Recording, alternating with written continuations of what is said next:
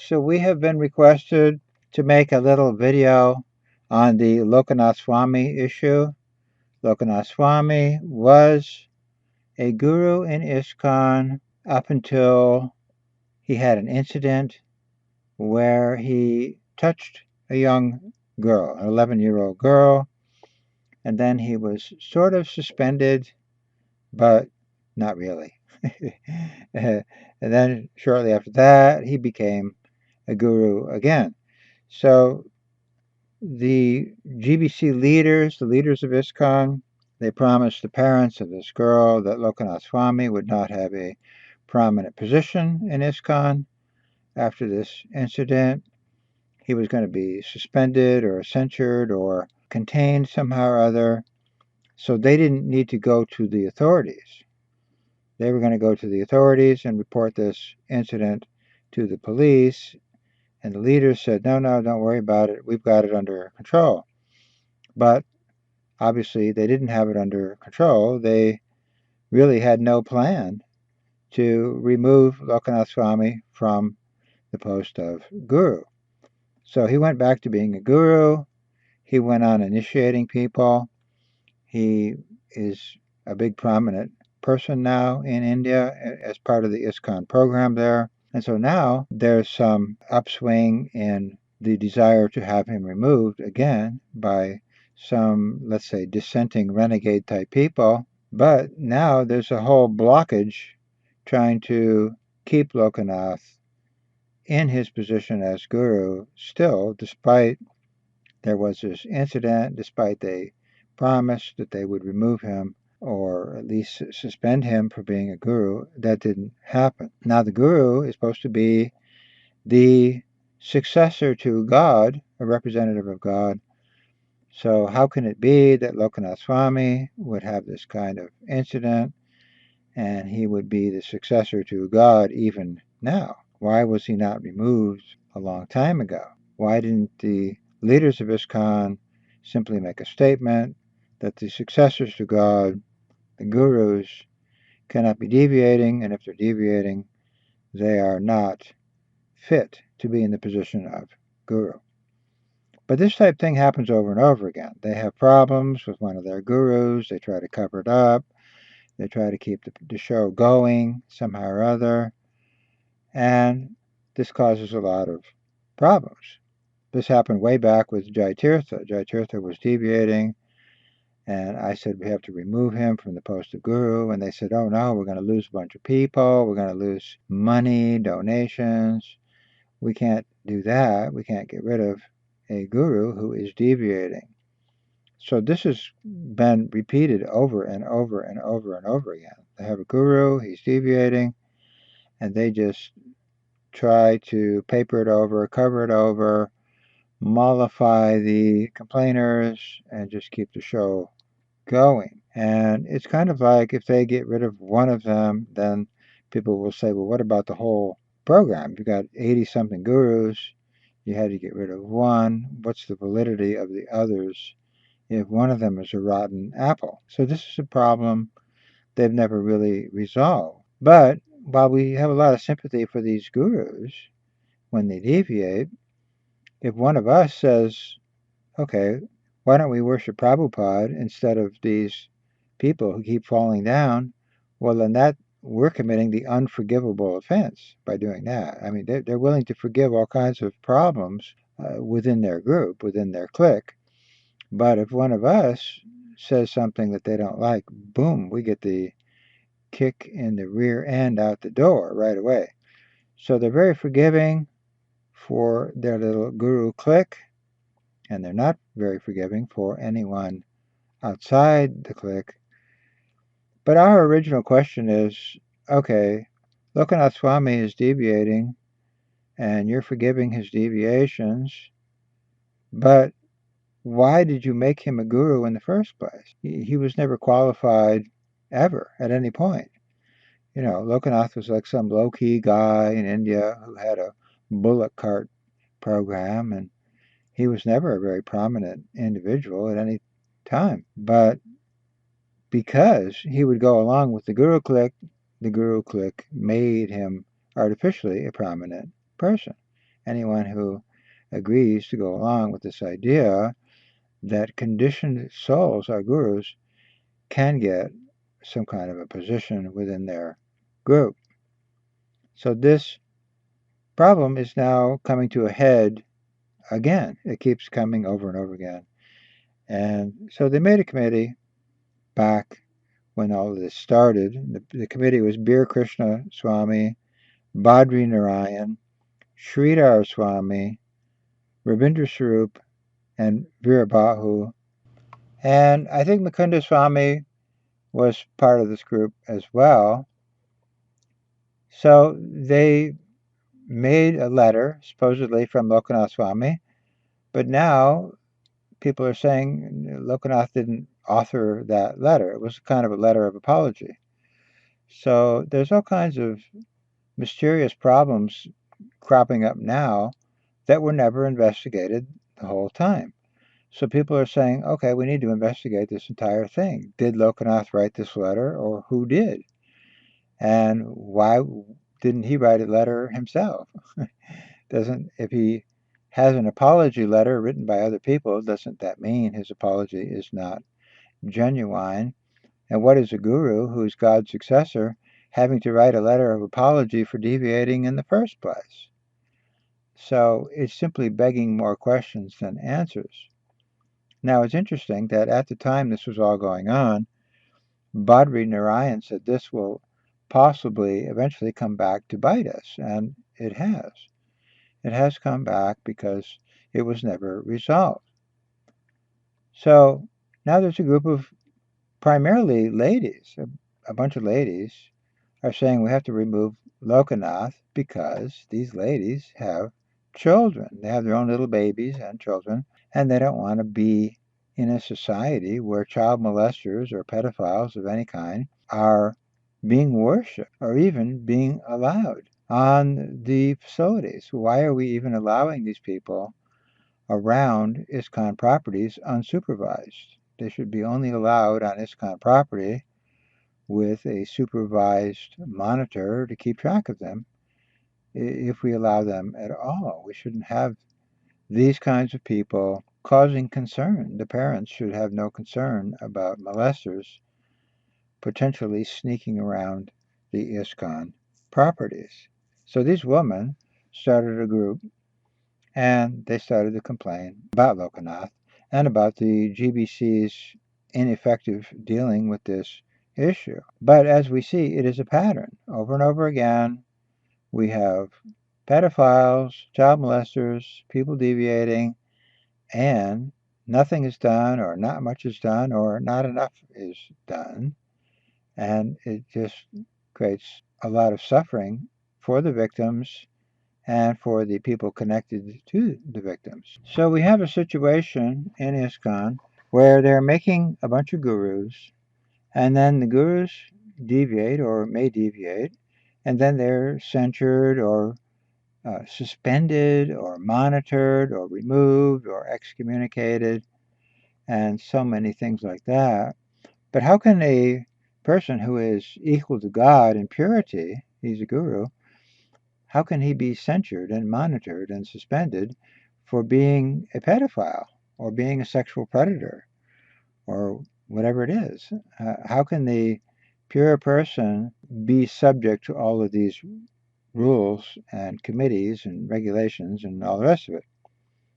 So anyway, now what's happened, they've handed this thing all over to Bhakti Chaitanya Swami, who is the guru for South Africa also. He is the chairman of the GBC committee, and they asked him to handle the situation, and he's not handling it. He's not making a declaration, yes, pedophiles are not gurus. We can't have pedophiles being worshipped in ISKCON as gurus. That's all. He just has to make a simple, comprehensive statement like that, just one paragraph statement. But he's refusing to do that, and he's saying he's going to make a panel, a committee. What panel? What committee? We have every time there's a problem, we're going to make a committee. We're going to make a panel, instead of just saying, "Hey, this is a problem, and we need to deal with it. I mean, they had this panel already. They had the panel way back in the day with Bir Krishna, and they didn't solve the issue. We don't need more panels and more committees. We need just a definitive statement that deviants are not, were not, and could not be God's successors. We just need that to come out once and for all. And it's just not being done. They're just hemming and hawing and stalling and monkeying around. And so I have seen a letter from one of their people who says, well, we can't remove Lokanath because we're going to lose money. We're going to lose followers. We're going to lose this. We're going to lose that. So they're not really worried about the purity of the guru system. They're worried about losing assets or people or money or whatever it is. So it's become very mundane. And this is, like I say, a repeating problem.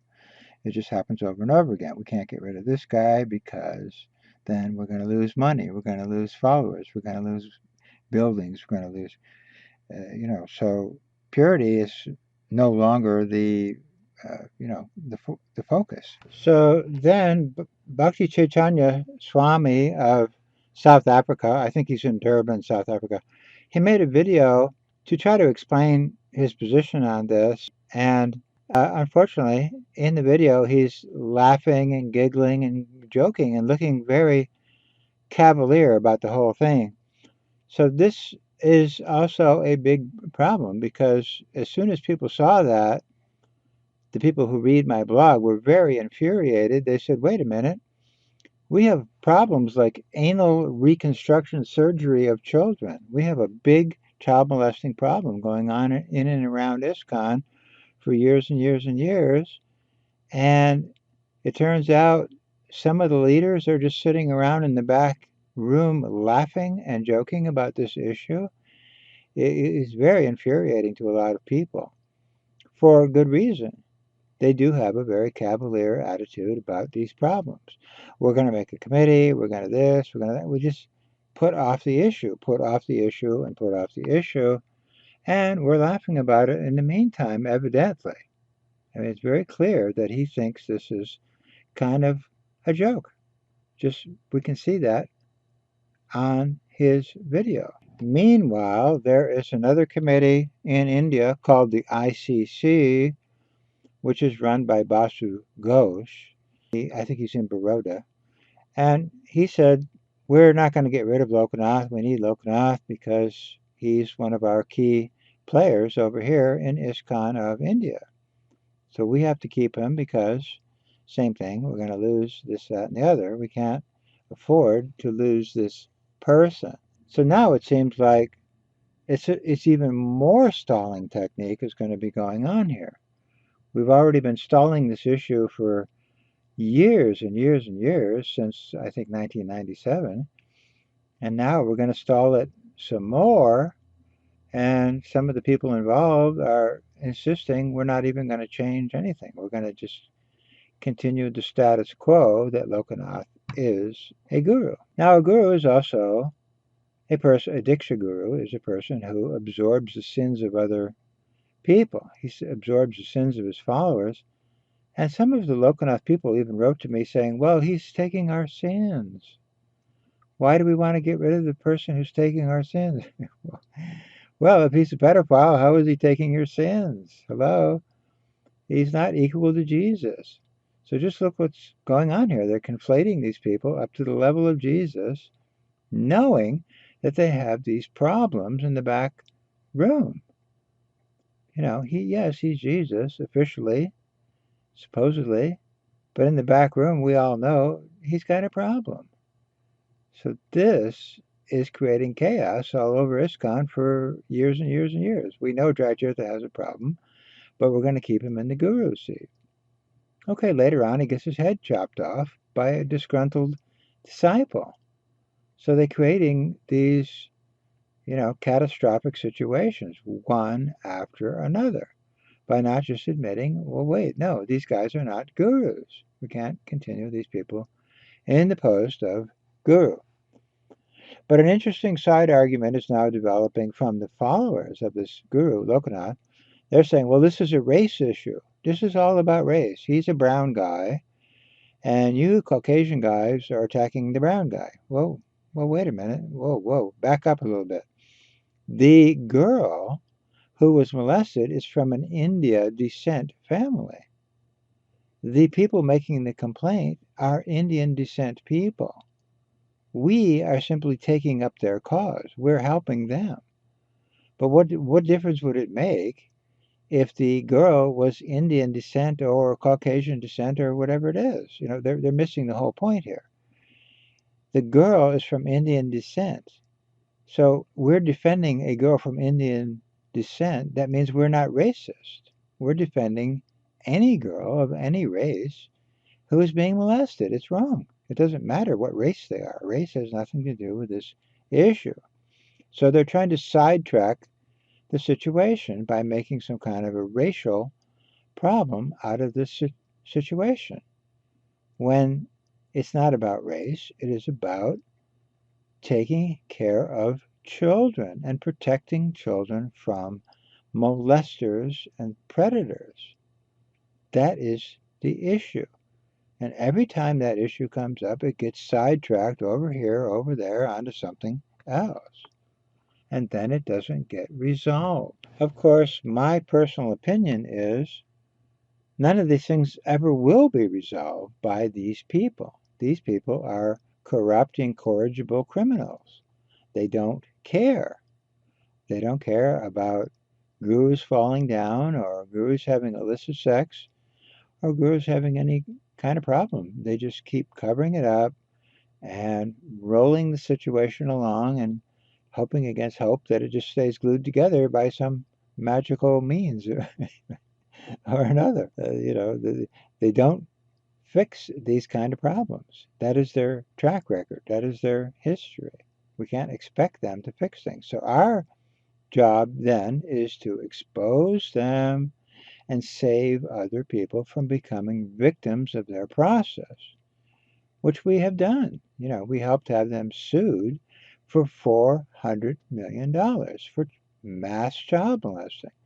We had their issue taken to court in Dallas, and the Dallas courts agreed that they are creating a child molesting process, and they had to plead no contest in the court. So we should expose them, we should take them to court, and that's our best means of addressing the situation because they are not going to fix the situation themselves. People sometimes write to me and say, well, why are you wasting your time trying to change them? We're not trying to change them. We're trying to expose them. We're trying to get them sued. That's what we're doing. We're not going to change them. We know that already. That's not what we're all about. Meanwhile, ISKCON is stagnating and suffering and losing manpower and losing money and losing its reputation. And it's just falling apart in so many ways. Also, we can keep a couple of deviants in a seat and have them being worshipped. So tens of thousands of people have left ISKCON. In fact, Lokanath Swami himself is one of the people who said in 1988 that ISKCON is becoming a ghost town. He said, where are all the devotees? They're all gone. The temples are empty. Jayatirtha himself wrote a booklet where he said that everyone is leaving ISKCON by voting with their feet. They're not accepting these false gurus. So they themselves know that they're emptying out ISKCON. Tens of thousands of people have just left. They're gone. The temples are empty because they don't want to worship deviants as their gurus, and they don't want their children to worship deviants as their gurus. And then we have many other victims, many women who collected millions of dollars and helped ISKCON in so many ways are now elderly, they're old, and they're not being given any facility by ISKCON. They're struggling, they have a rotten apartment somewhere and a funky old car somewhere, and no one's caring for them. But these gurus, oh my God, they have servants, they have health care, they have a nice place, they have a nice computer, they have everything. And all these other people are simply victims. They were used and abused. So it's not just child abuse. There's many other forms of abuse of the citizens. They were exploited. They gave money, they gave their lives, they gave their youth. And we have a letter from a devotee in Sweden, and he said it's the same thing. They have older men now. They're in their 60s. They collected a lot of money, and now they have nothing.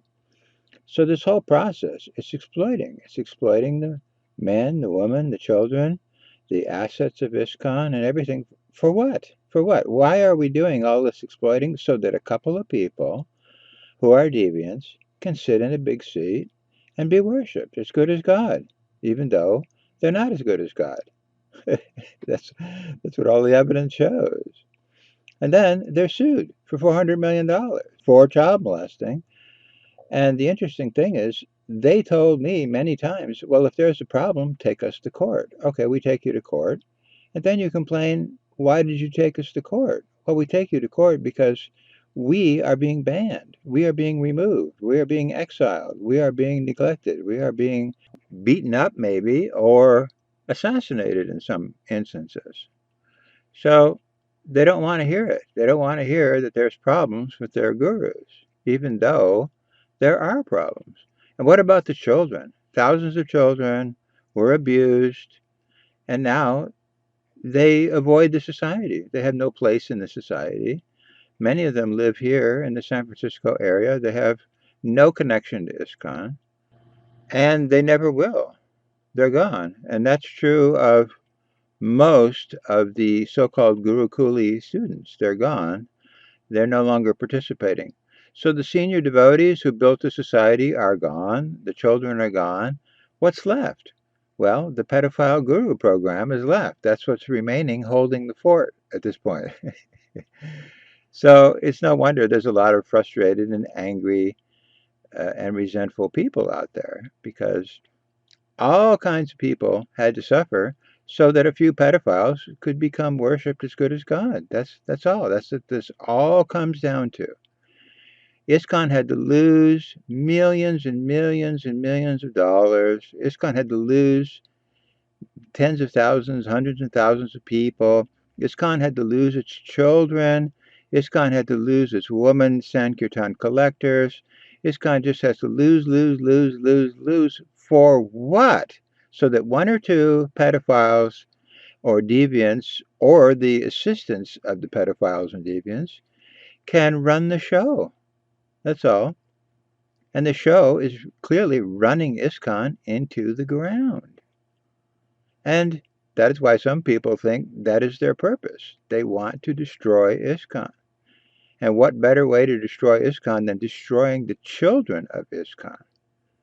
Any society that destroys its children cannot be sustained. That's just the way it is. Anyway, we wanted to say a little bit about this, just to clarify a few points. We don't think that this is going to be solved right away or at all by ISKCON. We think that our strategy, which is to expose them and prevent further victims from falling into their grip, is the best strategy, and that's what we're doing. Simultaneously, we're telling people, do not worship deviants, only worship the pure devotee, which is Srila Prabhupada. Do not worship fools and even illicit sex deviants and sexual predators as your gurus. That's not going to help you spiritually